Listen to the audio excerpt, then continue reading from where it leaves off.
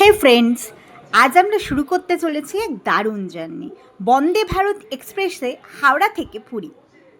মাত্র প্রায় 6 ঘন্টা 20 মিনিটে আমরা পৌঁছে যাব সকলের প্রিয় জগন্নাথ ধামে।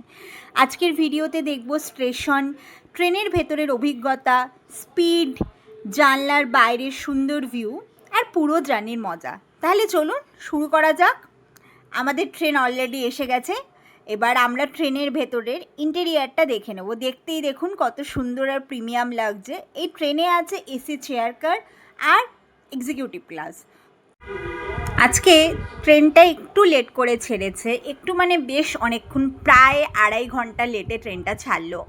তো আমরা দেখতেই পাচ্ছি হাওড়া স্টেশন থেকে ট্রেনটা রওনা হয়েছে। রওনা হওয়ার টাইম ছিল 6:10, সেটা লেট করে প্রায় 8:30টার সময় ছাড়লো। এবার আমরা ভিতরে ওয়াশরুমটা দেখে নিচ্ছি। এখানে একটা হ্যান্ড ড্রায়ার আছে আমরা দেখতে পাচ্ছি, তাছাড়া একটা বড় মিরর আছে। আর এটা আমি যেটায় গেছিলাম এটা ইন্ডিয়ান ওয়াশরুম ছিল।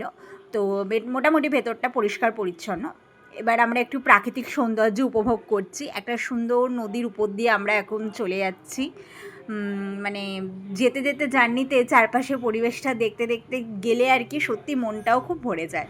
এবার আমি ট্রেনের ভেতরের ইন্টেরিয়ারটা একটু দেখাচ্ছি। চারপাশের সিটিং অ্যারেঞ্জমেন্টগুলো কিছুটা এরকম থাকে, আর উপরে তো লাগেজ রাখার জায়গাটা যথেষ্ট স্পেসিয়াস জায়গা। আর এখানে একটা স্ক্রিন দেওয়া থাকে যেখানে মাঝে মাঝে আমাদের ট্রেনের স্পিডটা ফুটে উঠছে, কোন স্টেশন ক্রস করছি সেটা ফুটে উঠছে। আর সিটগুলো একদমই খুব কমফোর্টেবল। তাছাড়া চার্জিং পোর্ট, এলইডি ডিসপ্লে, বড় জানলা, সব কিছুই খুবই আধুনিক। সাফসুতর পরিবেশ আর শান্ত জার্নি, সত্যি অন্যরকম অনুভূতি। সত্যিই খুব ভালো লাগছে। বন্দে ভারতের সফর এখনও অবধি খুবই ভালো কাটছে। আর এখানে আমি একটুখানি মানে ভিডিওর মধ্যে পোজ মারতে ব্যস্ত। ট্রেনটা 6:10 ছাড়ার কথা ছিল, কিন্তু 6:10 না ছেড়ে আপাতত 7:20 নাগাদ ট্রেনটা ঢুকলো হাওড়া স্টেশনে 18 নম্বর প্ল্যাটফর্মে। ছাড়লো 7:34। প্রায় 1 ঘন্টার উপরে ট্রেন লেট। দেখা যাক কটায় আমরা আমাদের ডেস্টিনেশনে পৌঁছাই।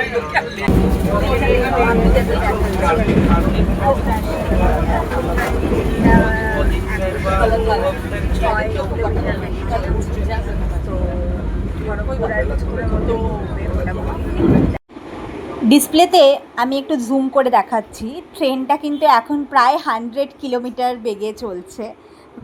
ট্রেনের ভেতরে বসলে বোঝা যায় না আর কি যে এতটা স্পিডে ট্রেনটা চলছে।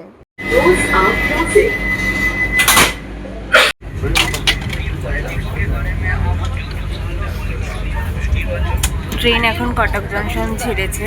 প্রায় 2 ঘন্টা 53 মিনিট মতো এখনও লেট।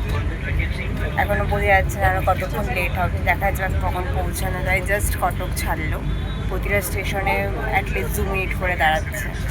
আর ভুবনেশ্বরে 4 মিনিট দাঁড়াবে। এর পরের স্টেশনই হচ্ছে ভুবনেশ্বর।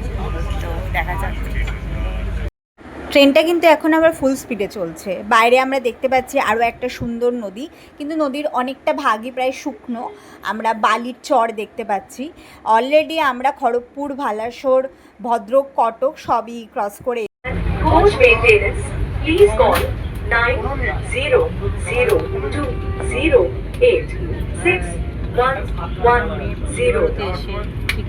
মজাটা করতে পারবো।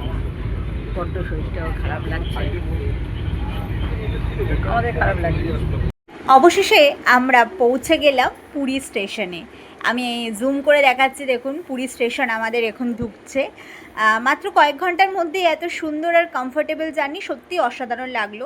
শুধু একটু খারাপ লাগলো যে ট্রেনটা একটু লেট হয়ে গেল, প্রায় 3 ঘন্টার কাছাকাছি, কিন্তু সত্যি ভালো লাগলো আমাদের। এবার আমরা ধীরে ধীরে ডিবোর্ড করব ট্রেন থেকে। তো আমি নামার আগে একটা লাস্ট ভিডিও করলাম ট্রেন থেকে নামার আগে। ট্রেনটা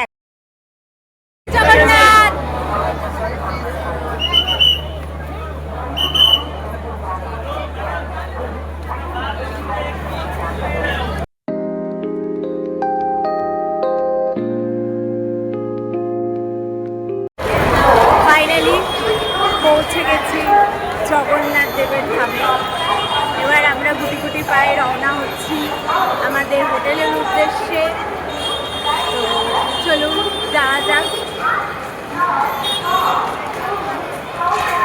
ফাইনালি এবার আমরা বিচের দিকে রওনা দিয়েছি। এখন আমরা আছি হচ্ছে অটোতে। আমাদের গন্তব্যস্থলে এখনই কিছুক্ষণের মধ্যে আমরা পৌঁছে যাবো এবং সামনেই ওই মানে বাঙালির যে আবেগ সেই পুরী বিচের টার্ন সেটাও আসছে। তো